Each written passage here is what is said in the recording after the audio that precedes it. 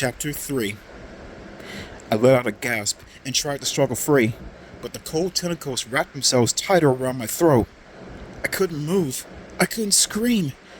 I heard laughter. With a great effort, I turned around and saw Mitzi, my 9-year-old sister.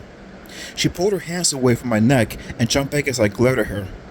"Why are your hands so cold?" I demanded.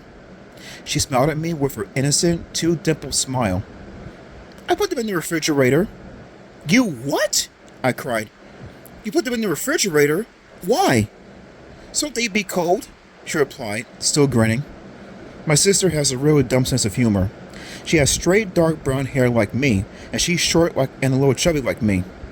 "You scared me to death," I told her, sitting up on her bed. "I know," she replied. She rubbed her hands on my cheeks. They were still cold. "Yuck! Get away, Mitzi." I shoved her back. "Why'd you come up here? Just to scare me?" She shook her head. "Dad told me to come up. He said to tell you if you're reading comic books instead of doing your homework, you're in big trouble." She lowered her brown eyes to the comic book, open on the bed. "Guess you're in big trouble, Skipper." "No, wait." I grabbed her arm. "This is the new Mass Mutant. I have to read it. Tell Dad I'm doing my math, and..." I didn't finish what I was saying because my dad stepped into the room. The ceiling light reflected in his glasses, but I could still see that he had his eyes on the open comic book on my bed. "Skipper?" he said angrily in his booming, deep voice. Mitzi pushed past him and ran out of the room.